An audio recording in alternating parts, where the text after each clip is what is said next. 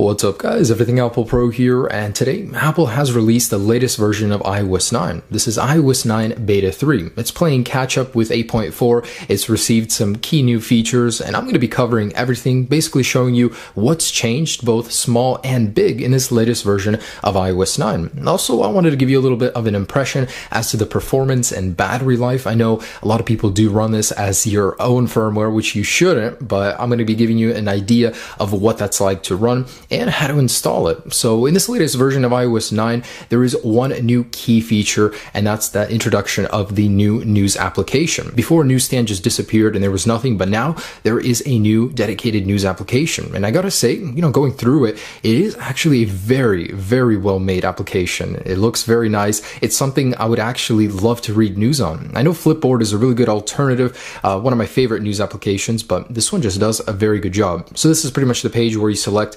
all of the stuff you're interested in, both the category and the producer. So anyways, let's go ahead and continue, and I'm going to show you guys how this looks. I'm going to say not now, and here you go. So this is your feed right here. It'll pretty much give you a summary of all of those categories you just selected all in one place. So you can go ahead and read, let's say, this one right here. It's really simple to go through articles. Very well made, guys. I mean, this isn't even everything. It's being worked on at the moment, but it's very interactive. So you're going to see a lot of GIFs and videos, just a lot of things working well in this area. So that's pretty much it. The new news application, and there's going to be some more work done to it, but for now, it's looking like a great replacement to Flipboard. I mean, Apple did a very good job with this, I can already tell.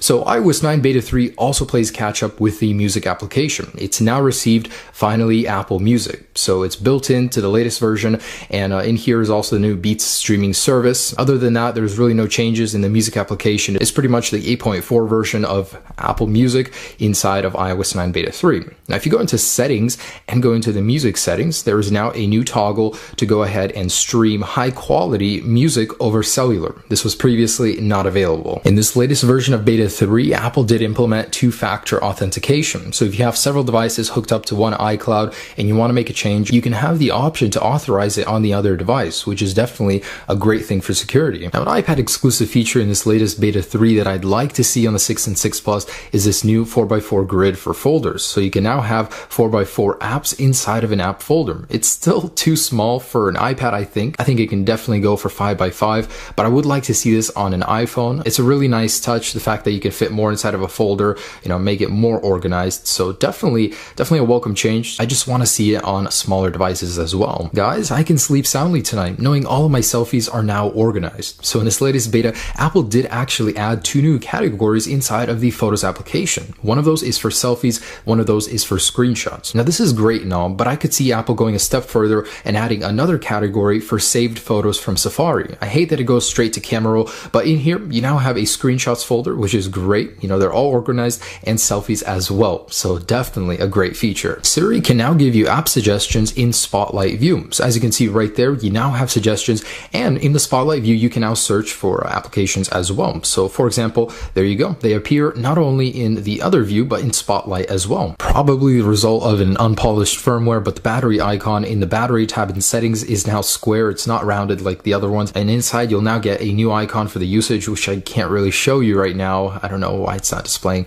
but there is a new little clock icon instead of little hamburger icon over there. Now in restrictions, there are some new icons in here and new settings. For one, there's the new news app right here in restrictions, and the Siri dictation icon is changed. When uploading icons in Safari, there is now a new icon set right here. So it's slightly different than the previous beta. In Mail, this is certainly a welcome change. You now have some new options when sliding on the photos. So it looks different. If you slide all the way, it'll go ahead and delete it like that, and it's just a new look. If you slide the other way, it'll mark it as read or unread. Really cool. And this one had me worried for a little bit, but inside of the camera application, when trying to use the volume buttons, it no longer takes pictures, and that's a known issue. That's not a new feature or feature that's been removed in this latest beta, so thank goodness. I mean, I could not live without that. But anyways, guys, there you go. Those are the latest group of changes in this latest version of iOS 9 Beta 3, and there's actually a lot, so I'm happy that Apple is moving in a better direction. There's some welcome changes, especially with the Photos application. I like the new news app. It really is a very well-made app for news. I could see myself using using it every day, so